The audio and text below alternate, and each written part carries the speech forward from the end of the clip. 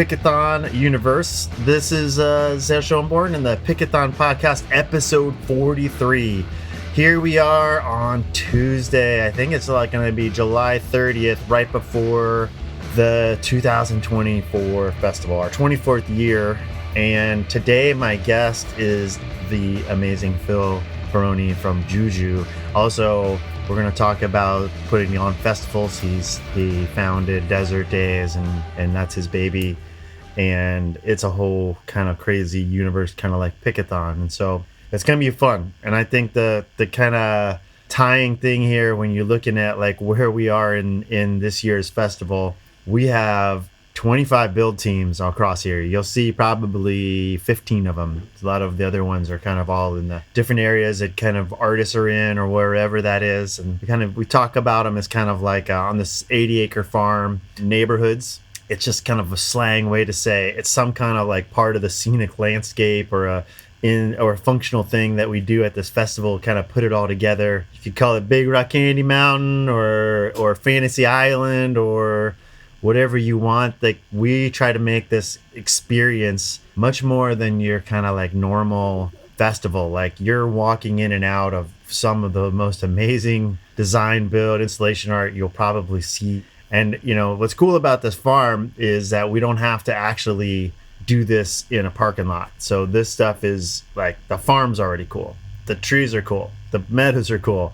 So we're just like taking nature and we're kind of riffing on it. And, you know, this is our third year of kind of reinventing this part of the festival, right when COVID and actually Phil and I, we kind of worked together back then. We talked too about when we were trying to do live. We're trying to figure out what the hell you do when you have COVID, and, you know, and that's a pretty wild like thing. But yeah, coming back out of that, we kind of designed this festival around time of day and landscape and nature to kind of like not be in the sun. And then when it's dark, we can go out to these big fields and you're still not in the sun. Man, you cannot really imagine what you're about ready to step into this year. I'm excited for the artists to come, but it's off the hook. And yeah, and with that, let's just kind of jump in. Hey, Phil, thank you for joining me here today.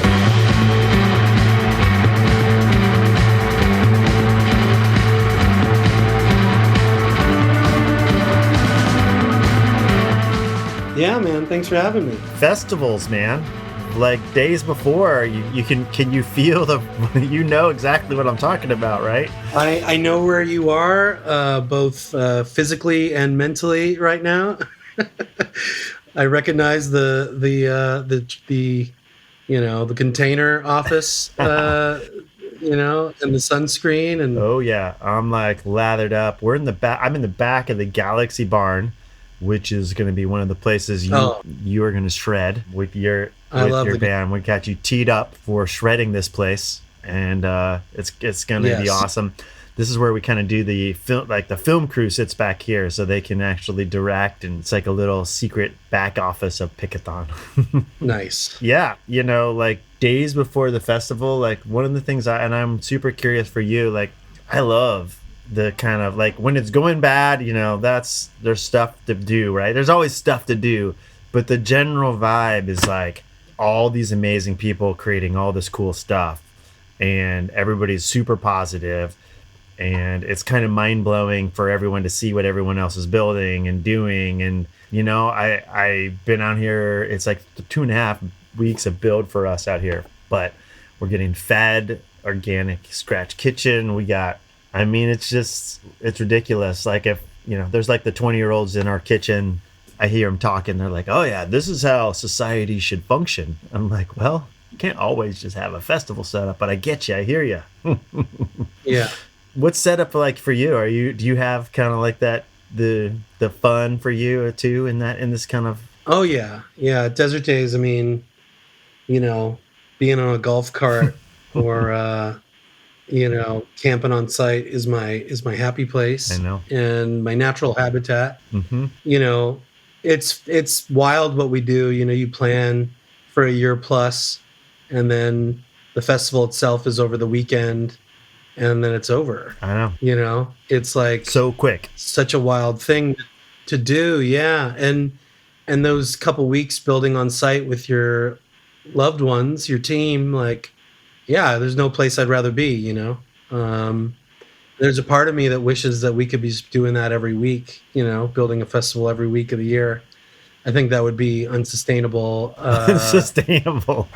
health wise, but in my mind, it's a fun place to go. Yeah, and it's interesting. It's like being present is kind of important, because if this stuff can just like go so fast, it can just blink by you, right? So Yeah, yeah. in these moments, it's like, and we should talk, like, gosh, so Desert Daze is a big deal. So like we have our own community here, but one of the kind of festivals that's in our kind of universe that I really look up to is your festival, and it's, Well, likewise, man. oh, it's so awesome. I mean, you have this amazing, like, tell us about Desert Daze. How would you describe it these days? What's the story? So first, how I would describe it, Desert Days is like a vacation when other festivals are like work, Mm-hmm. and I feel like Pickathon's the same. You go and you feel like you are on vacation. Band vacation. You mean like from a band perspective, right? I Or mean, from everything? from everybody's perspective, the Right. audience especially. Desert Days takes place at a place called Lake Paris, which is this beautiful state park, and there's this humongous lake that you can swim in and float in floaties while you listen to the bands. And I've been touring since 2001, and I've never been to a festival like that. So I think it's pretty much a one of a kind. I know I'm a little biased, but and then the story, I'll try to keep it brief. We started it in 2012. I had been touring for about 12, 13 years at that point. And Which band? well, my first band when I was like 15 years old got signed, which is lucky and unlucky. I think if everybody's 15-year-old band became popular, there'd be a lot more embarrassment in the world of music. I'm a little embarrassed by it, but it was a band called Static Lullaby. And I did that till about 2005 or 6, and I left that band and I started a new band called Casket Salesman, and I started a record label. And this was right around the time that like nobody was buying music, so starting a record label was a terrible idea. Like I think we sold like 0 copies of anything that we put out. And towards the tail end of that, like our distribution company folded, and I think we were part of that demise, unfortunately, but we weren't alone. Everyone was struggling. And towards the tail end, I started putting on outdoor events, and 2 or 3 years of that sort of led into the first Moon Block Party, which was in Pomona, in downtown Pomona, where I'm from. I was born in Pomona. I grew up at the Glass House and the Fox Theater, and I'm a Pomona Wow. kid.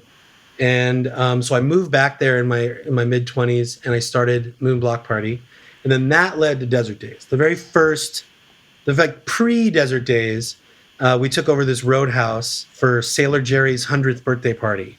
Like Sailor Jerry hit us up, and the venue hit us up. They're like, "Do you want to curate something for this?" So we had Dead Meadow play, and Awesome. yeah, and that was so much fun that the venue asked us back to throw some Coachella parties. And it was the first year that Coachella was 2 weekends, and they asked us to throw like 3 parties over the 2 weeks, like the Thursday, the Sunday, the Thursday, and the Sunday. And we were just like, "Oh, it sounds like a lot of back and forth to LA. Like, sounds like a big schlep. Like, what if we just set up camp there for 11 days and we just live in the desert and we throw 11 concerts in a row from the first Thursday to the second Sunday?" And I didn't realize that what I was suggesting was more trouble than what they were suggesting. That's how my mind worked back then. Like, let's do more, Yes. And not only did we take over the venue for 11 days, but we found this little spa motel down the road. There was 3 generations of women were running it, a grandma, a mom, and a daughter, and the daughter was pregnant. And we went in and we had meetings with them, and they were like, "Yes, you can have sponsorship activations. Yes, you can use the pool and the hot tubs at 2 a.m. when you get back from the show. Yes, you can do this. Yes, you can do that." And then we booked the hotel for them. Like on their website, it was like, it's closed. If you want to book accommodations, you have to go through Desert Daze. So we not only booked 120 bands over 11 days, it was like Here We Go Magic, Apron Family, All Allahs, a bunch of bands. That's insane. 120 bands. Yeah, it was a little insane. Looking back, it's not advisable, but it happened and it took place, and it was like boot camp. And many of our crew from those days are still on the crew, and wow. we cut our teeth doing that.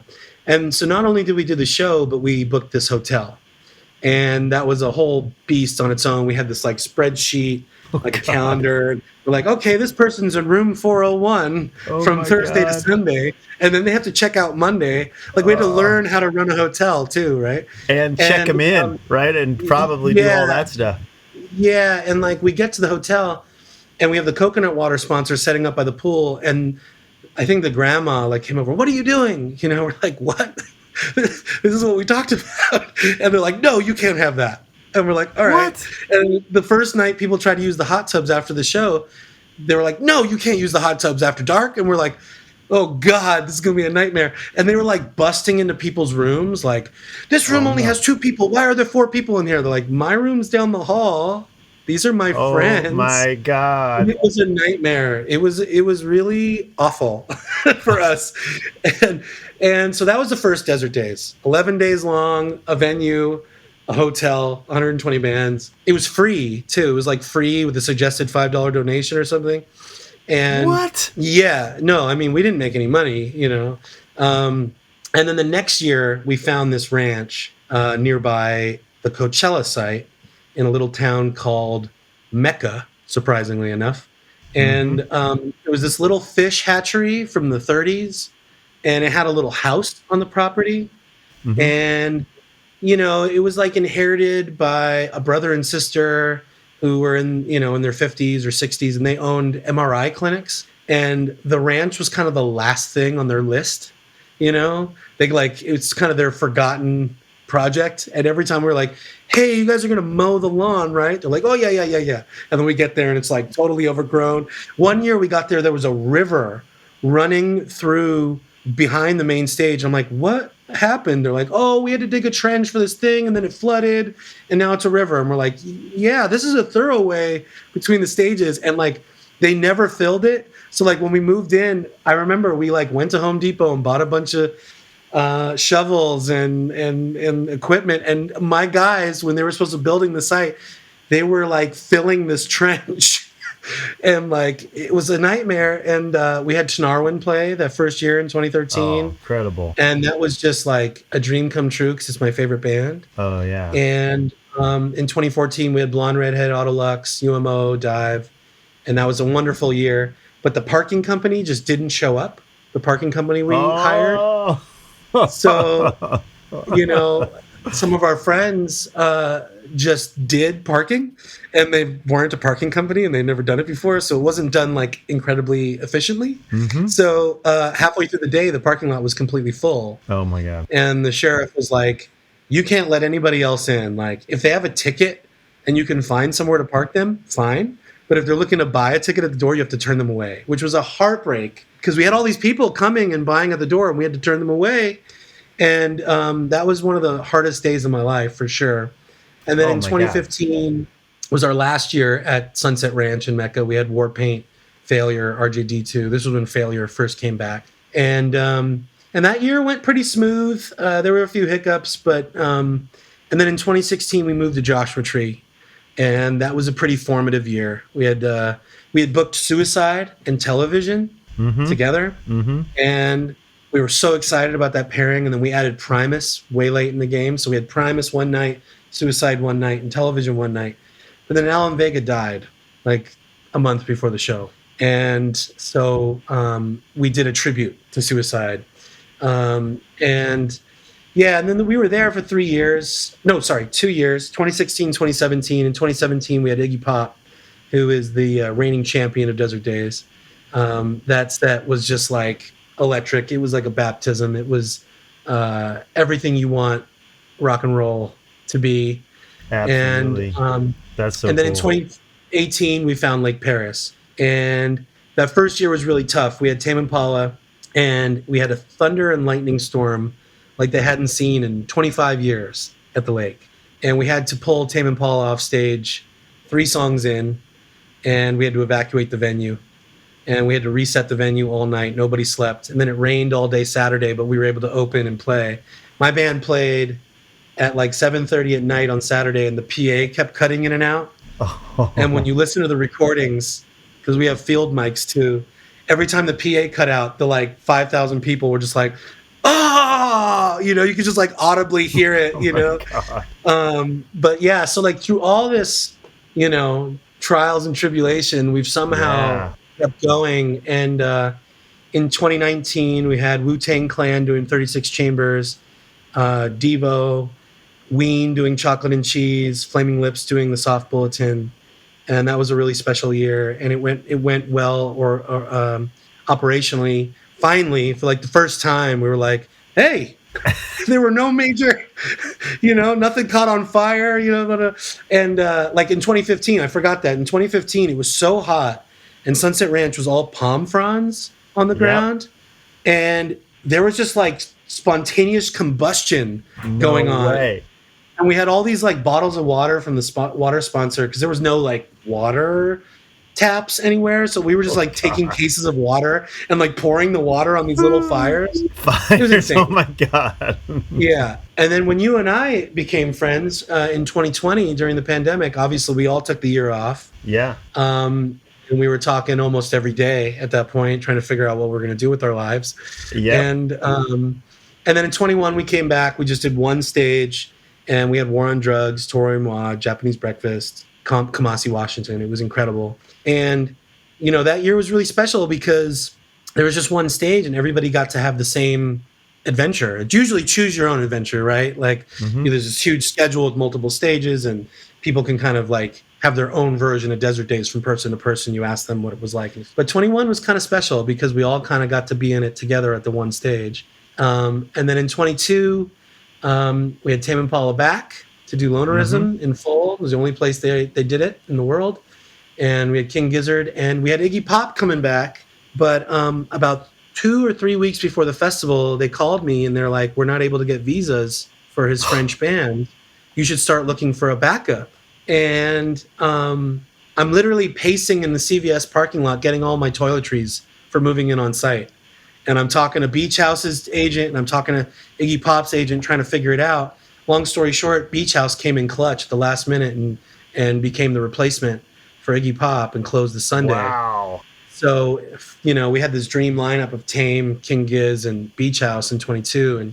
And then we had to take a year off in 23, and we did a thing called Days in the City, and which was akin. Tell me about that. What was that, just to kind of get your footing, or? Yeah, so one thing led to another, and it just wasn't coming together for 23, like a lot of festivals. And instead of forcing it and potentially having a really bad year financially, we decided to pivot and do a venue-based thing. And for the long run, right? We're like, look, in 5 years, nobody's gonna be bummed that we took 1 year off, because the festival's still gonna exist, you know? So we did that, and it was akin to the first Desert Daze. It was like 2 weeks long at a bunch of venues throughout LA, the Bellwether, and you know, a bunch of other venues, Glass House, and some venues in Riverside near the venue. And now we're back, 2024, and we just went on sale last week, and it's quite surreal after,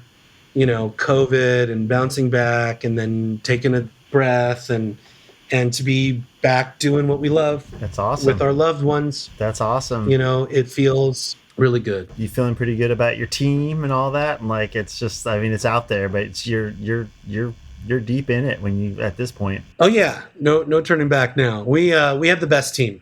That's awesome. From production to operations to talent to marketing, we're very lucky. We work with some of the best in the biz, and people who are very smart. I love, you know, like I would say, like you're telling the same kind of thing. Like the only reason that these festivals, like they feel better and better, is because you survived your mistakes, right? And you like there's like, even if you wanted to throw the perfect festival, you're gonna make mistakes, and it's like it takes 3 years of anything at any site, you know. I kind of pretty convinced to kind of like work through all the kinks. And I mean, the first year we came back after the pandemic here, so in 2022,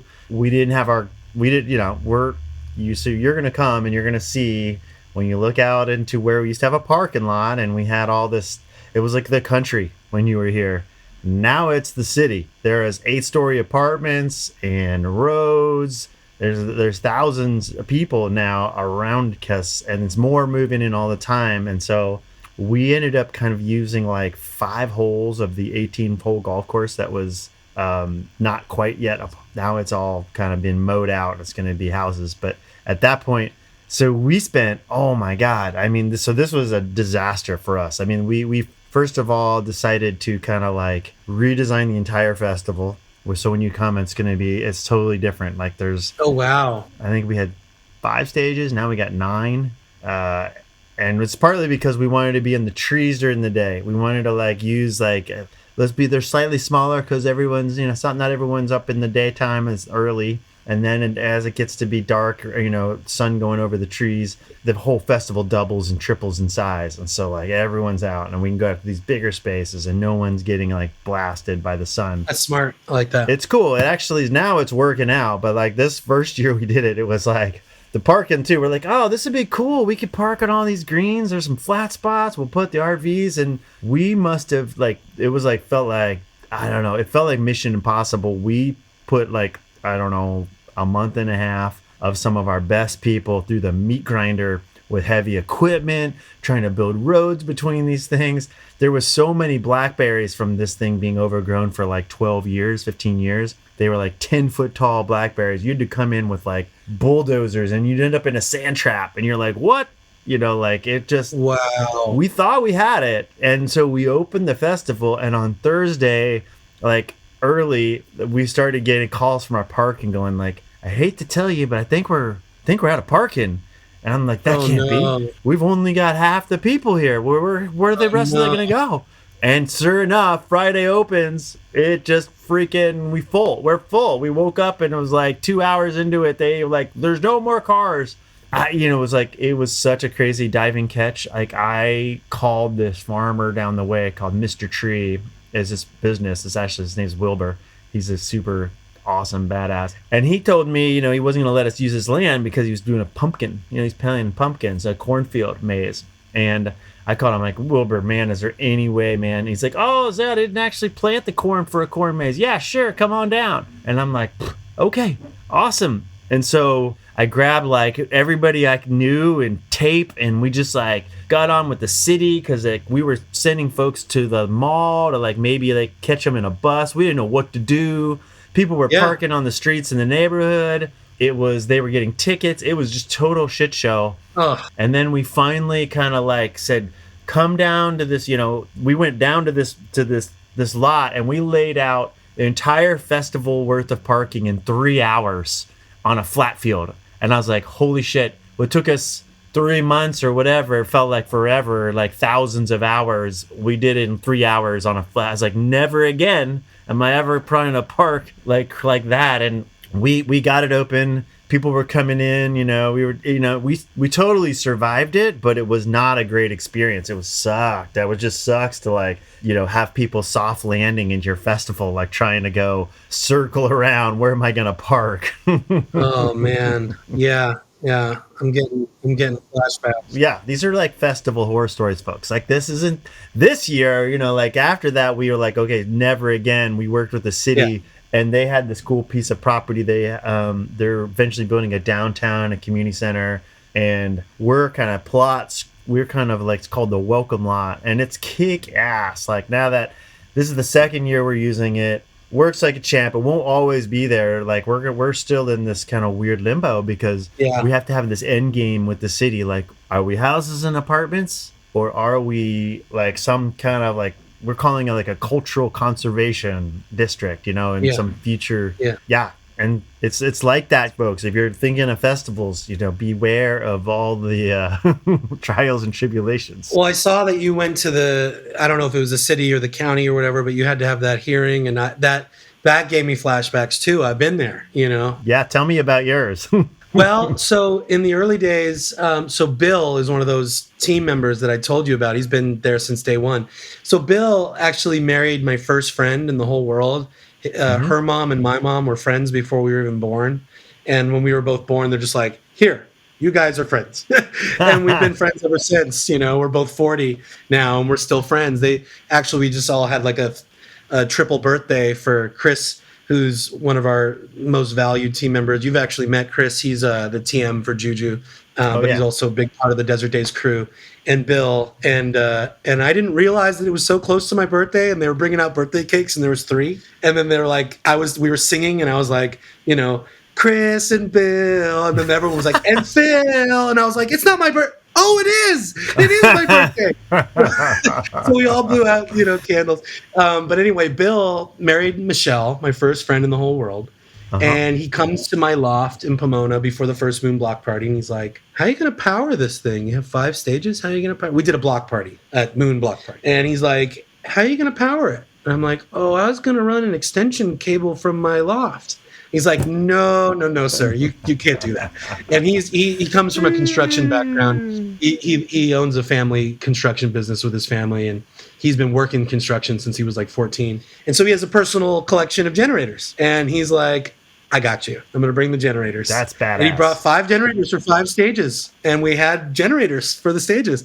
I didn't even know that was a thing. Oh my God. That's how ignorant I first started, I totally feel you.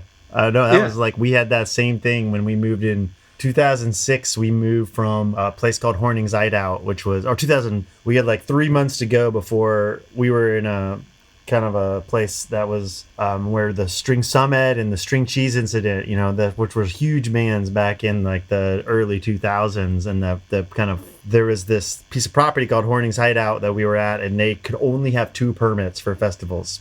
They were kind of skirting it for a while, and then eventually the neighbors got all organized, and he had to get super into like politics to sort it out. But in the like kind of like collateral damage, we were like the 3rd small. We were probably the 4th or 5th smallest like at the time. And so he's like, it's June, and I know your festival's coming up here in September, Zale, but gotta go. And we're like, what? We got like months to go, and we didn't ever. That was the kind of festival that had a stage, power, water. We didn't have to do any of that. They had campgrounds, they had parking. And when we found it, all we found is like a hayfield out in the middle of like, the country. And we had to like do everything you just said. Like, oh my God, our friends are going to park. And what else do you need? Oh, you need power, you need water, all that stuff, right? It's just insane. It's like a city, right? It's like planning a city. Oh, absolutely. Yeah. And you become more than just festival organizers. You become public servants and civil municipal departments, Neighbors, political. Yeah. And that first year that we did it in Desert Hot Springs, it was at a venue. So like the venue was like, yeah, you're good to go, And then the city of Desert Hot Springs comes in. They're like, no, you're not good to go. Oh. And like, the city manager at the time, before he was at Desert Hot Springs, he actually defrauded the city of Bell. He like embezzled a bunch of money from the city of Bell. And he like came in and he wanted us to pay like tens of thousands of dollars, which back in those days was like, prohibitive for a festival, for a show like Desert Daze. And we had to go to the city and we had to show them all these plans. And we're like, dude, it's a concert at a concert venue that has a permit to do concerts. Like, why are you making us jump through all these hoops? And it was hanging in the balance for months. We didn't know if it would happen, and it ended up happening. And then when we moved to Mecca, this is why I brought up Bill, we had to go to the city and present, right? And Bill, he's my ride or die. He like jumped in his truck, took me down there. He printed all these like full-size maps at his construction office, and there was no easel at the presentation, so he ended up being the easel. He's just like holding up the map while I'm pointing to it and talking about what we're going to do.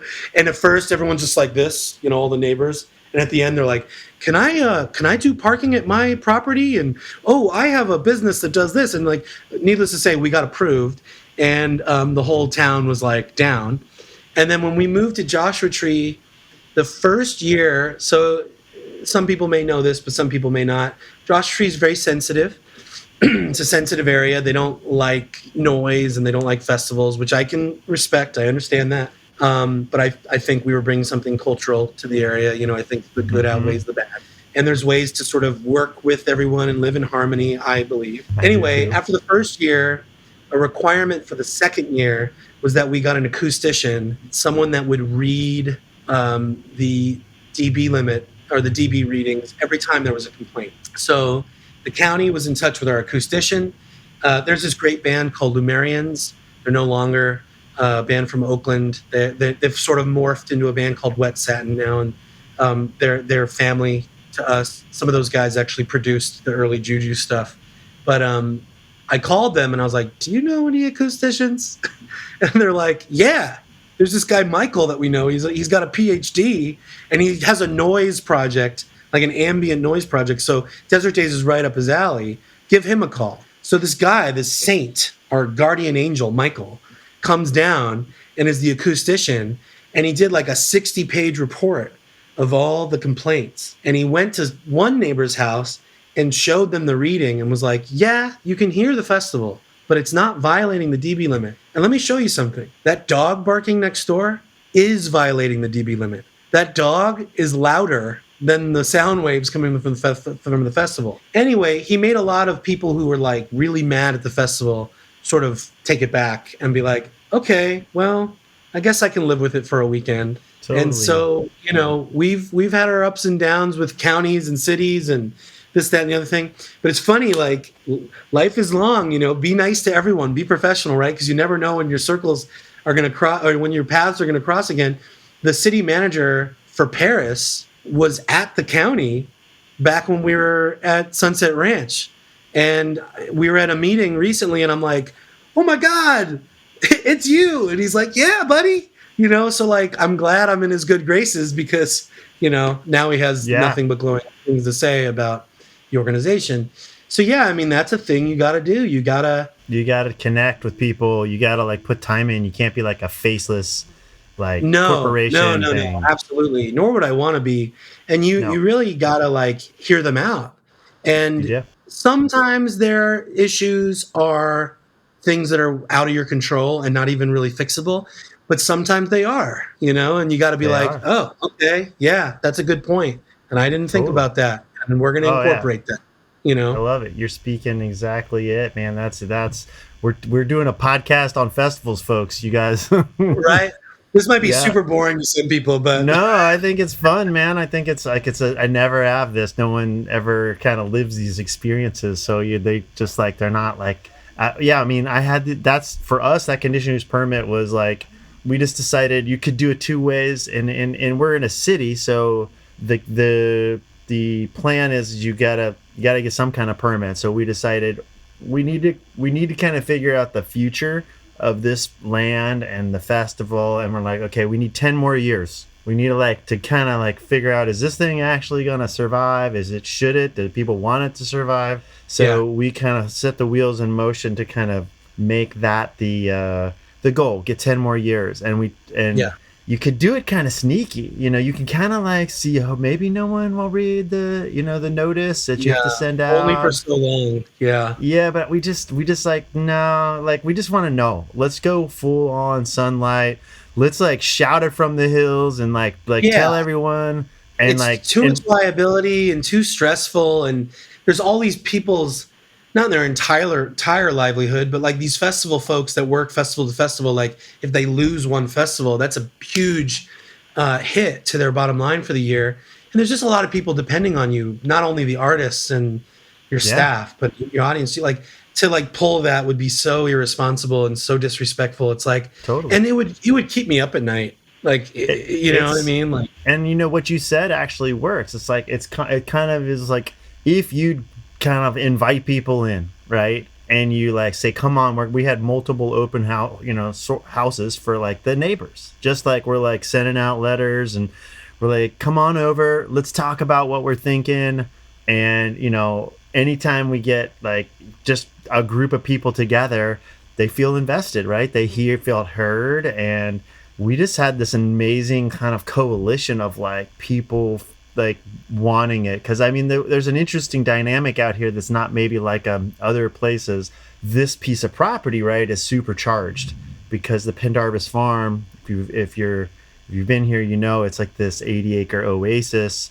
It's kind of like a national treasure for in a city. Yeah. And it should just be houses, and I mean it just should be mowed down. The whole hill should just be clear cut, and you're gonna put houses and apartments as far as you can see. that's kind of what I think the neighbors love is like Scott and Sherry Pendarvis, who are this like dreamers like us, like you. She's a magical woman. I met her in 2019. You didn't introduce me, and she's such a special lady, man. Right. I mean, she's just got this. She's holding the dream too.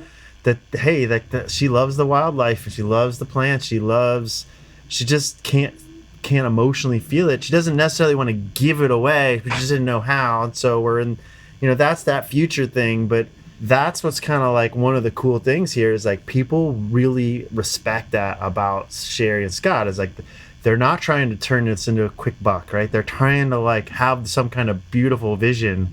And it's like investing a lot of people in it because we're like, yeah, I'd rather have that. You're so lucky to have that. That's so important.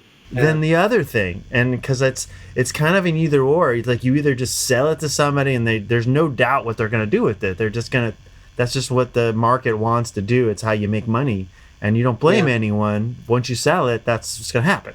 Yeah. And so like that's been kind of a cool like part of this. And so when we did our permit, back in the fall, and then I've talked about it a bit, we had like 1,500 letters of support or more. We stopped counting. They stopped counting them at 1,500 and 4 against.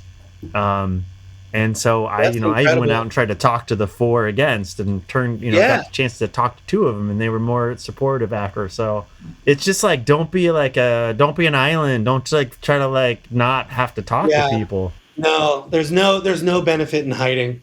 You got to get out there and take a few punches. You just have to. Take a couple punches. People got to tell you their fears, right? You got to listen. Yes. Totally. And we have a Sherry Pendarvis. His name is Ranger John Rowe. And he's a real special guy. And he's really cultivated a culture of positivity at the state park. When you pull up, like, from the highest ranking ranger down to the junior rangers, they're all smiling. They're all super stoked. And there's just like a good vibe there, And it's funny because like Lake Paris is sort of this like, it's been there a long time. And I don't know if it was the 90s or what, but like there's a dam in the lake and the dam got damaged. And so they had to lower the water level to repair the dam. And for many years, when you lower the water level of a lake, the water becomes a little more stagnant. It becomes a little dirty and the resources weren't there. And for many years, people had a sort of negative connotation with Lake Paris. But over the last 10 years, like shortly before we started there, they finished the dam project, they refilled the lake, they got a new allocation of water from the state, they got all these resources and funds, and it's beautiful. There's all this wildlife, and the water's clean, and it's just like, it's beautiful. It's a whole new era for Lake Paris, and we're happy to be a part of it. And working with John has been a dream. I hope he never, ever, ever leaves. He's like our big brother, like that's so cool. And you got that support and trust. Yeah. Having that connection with the stewards of the land that you're on, I couldn't imagine doing it without. I mean, I can't imagine. I did it for 10 years with people who were reluctant or out to lunch or whatever they were. No disrespect, but like, this is a whole different situation. So big ups to Sherry, big ups to John Rowe. We couldn't do it without either of you. It's just the way it works. Yeah, man. It's so wild. Like there's so many, people don't know how fragile the dream that we're holding here between these things. It's like, oh my God, it's insanely fragile. Like to the point where like you can't, that you want, everyone has the good experience and that's awesome, but it's really, really hard to have a festival like ours. You're truly making the impossible possible. Like every time you pull it off, you're like, I sort of can't believe that happened. Yep. I'm sure it's the same for Pickathon goers. They go every year, in your case, 2 decades, in our case, a decade plus. And it really belongs to them. Mm-hmm. It's more than just a concert or a festival. It's part of their life and their lifestyle. It's part of their identity. So like we have a great reverence for that. And I don't know if I would want to do it if it was just a business venture in a parking lot with like fair weather concert goers every year that are only there because you have the flavor of the week playing, I don't know if that's the game I would want to play, considering all the things we just talked about, right? Yeah. It really does need to have that heart and soul.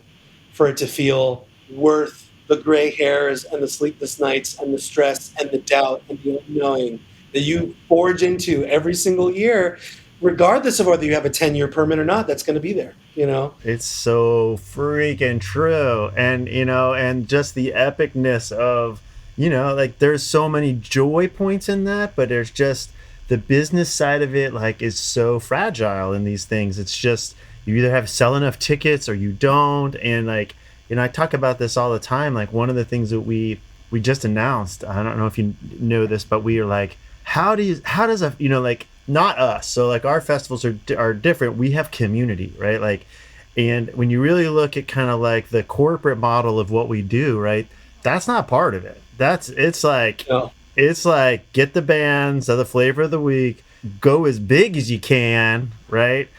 As little infrastructure as you can get away with. That's it, you know, and then no community, you know, that's just not at all related to it. And I get it. I mean, I get that's the business, but it's the thing you just said. Like, I don't think that doesn't seem worth all the headache and the effort and stuff. Like, we could get better day jobs, right? Like, it's like that's where that feels to me like something different. Yeah, I mean, it really does feel like, and I've said this many times, it like really gives our whole team a sense of purpose to work on this and to see it come to life, and then see the familiar faces of the community living their, like, this is their yearly vacation, this is their family reunion, this is their, you know, it's in their heart.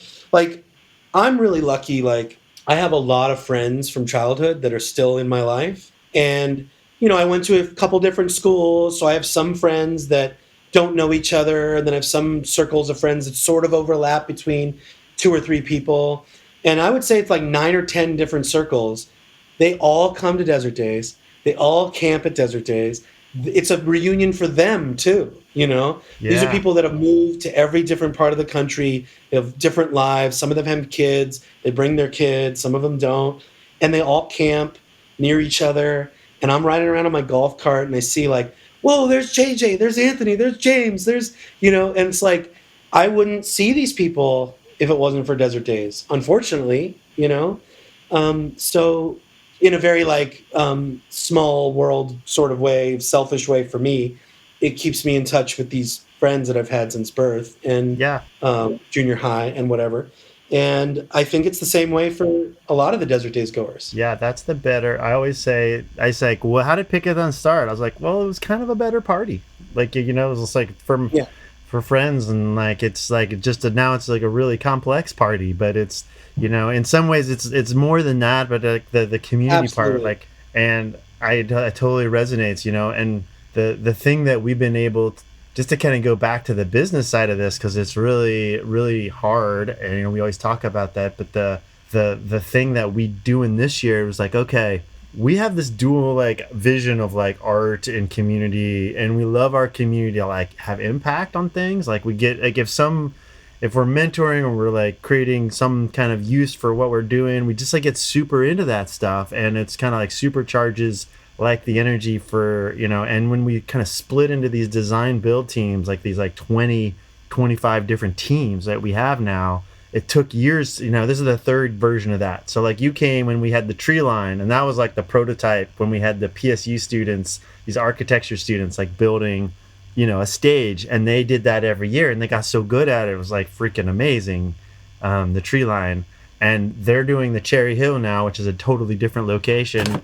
And then we're like, God, isn't that like, we're not that smart, or have, no matter how much time and effort I could rank, I can't possibly do a bunch of these. So we're like, what if we just like get a whole bunch of PSUs, different versions of them, and we start to grow that and sick them on these things, and that's working great. You know, the only issue is that it's kind of like we're kind of like this force of good. All that thing is, it doesn't make a lot of business sense. I just say that, like, we should have one stage, not 9 stages, not 20 different neighborhoods.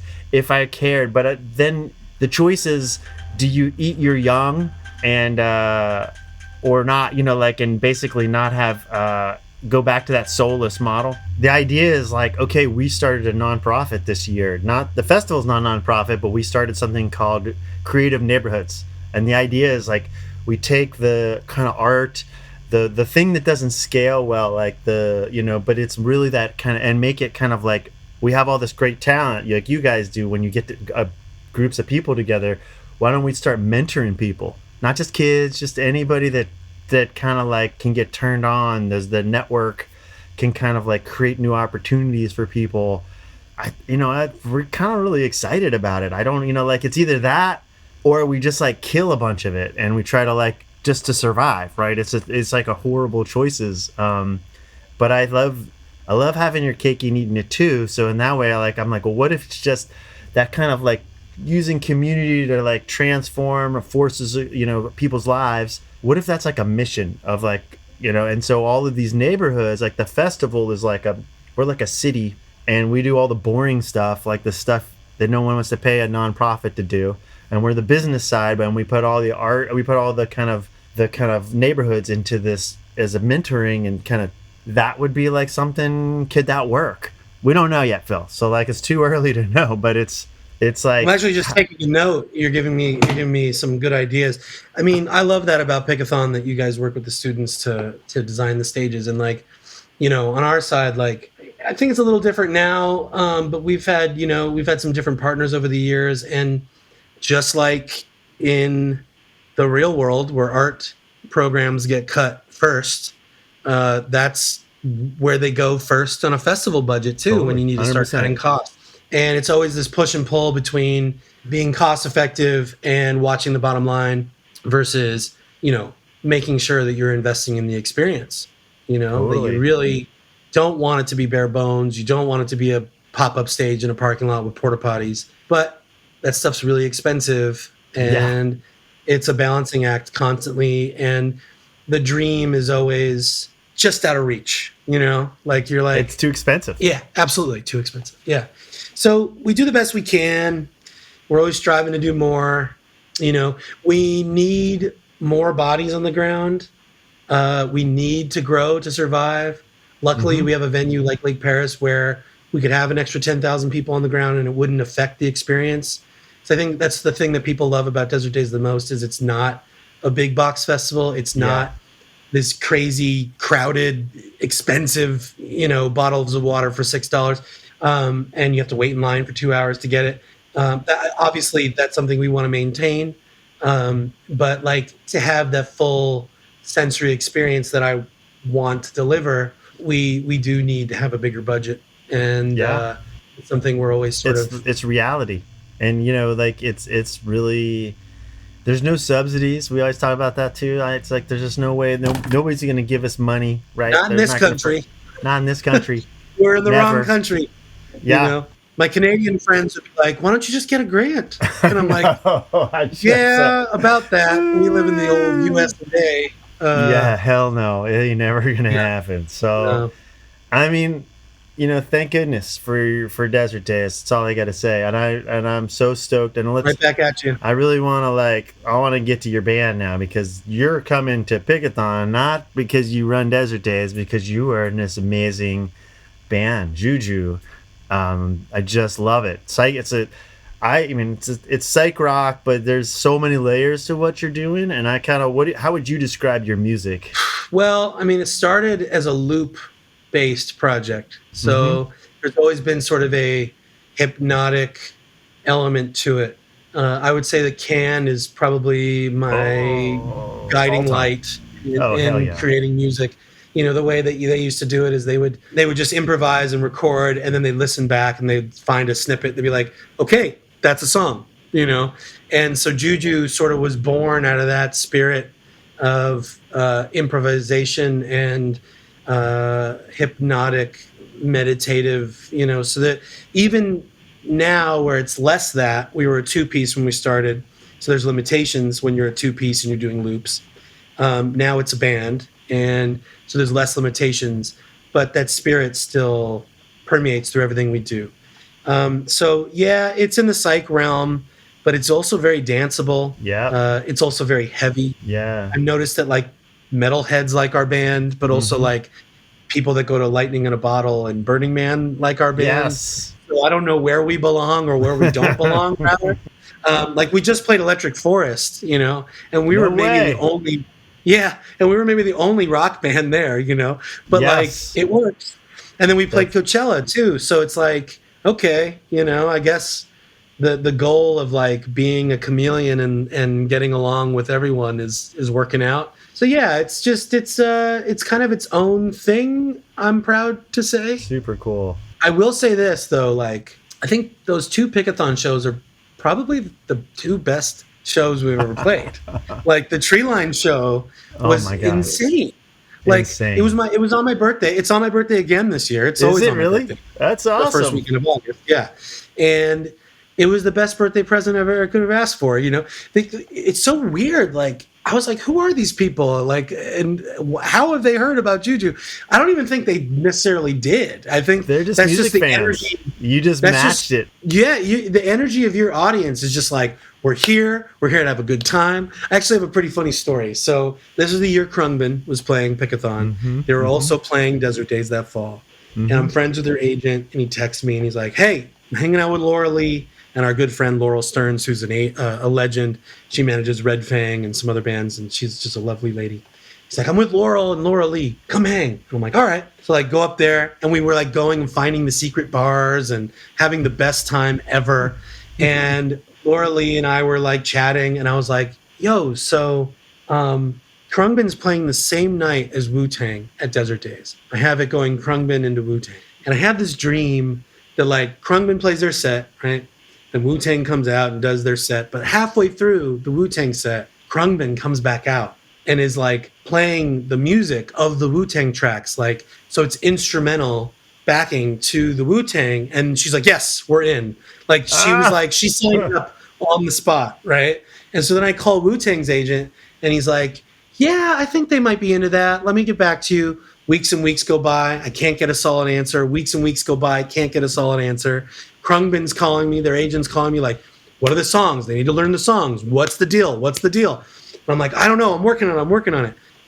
Wu-Tang took every last day till the Sunday of the festival to finally commit and be like, we want them to play these 3 songs. And luckily, Khruangbin decided to camp at Desert Daze all weekend. They got in on the Wednesday or the Thursday or whatever it was, and they were there all weekend. And they just decided to take it upon themselves to learn, like, maybe, I don't know, the whole catalog. I don't know what they learned. But they definitely, like, when I went to them and I'm like, it's these 3 songs, and they're like, oh yeah, we got those. And I was like, okay, cool. And so it happened. They came out in the middle of Wu-Tang set, and Crutang, like the legend of Crutang, materialized.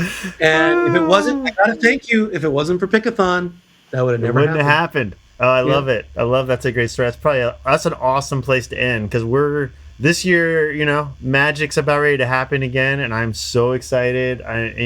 Phil, you bring so much great energy. Oh, thanks, man. We're definitely gonna have some stories be telling some out in the future. But yeah, all right, folks, it's time. It's on it. Don't waste. Come see JUUJUU. Come to Pickathon, and you'll be part of that magic. And I really thank you for today. It was really awesome. And this is the end of the Pickathon podcast, people.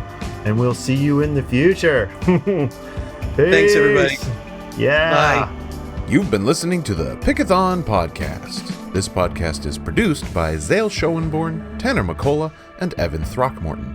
Our artwork is by Travis Bone, and additional support by Ryan Stiles. The music you heard in this episode was by our guest of honor, JUUJUU. The songs included were Fast, Nowhere, and the one we're riding out on right now, their hit new single, Up to You. Be sure to check out our Pickathon Patreon, where we have exclusive interviews, content, and insights into the Pickathon world. Please remember to rate, review, and subscribe wherever you hear your podcasts. And tell a friend about where they can get on the Pickathon bandwagon. Thank you to the whole Pickathon family. And like Zale said, we'll catch you all next week.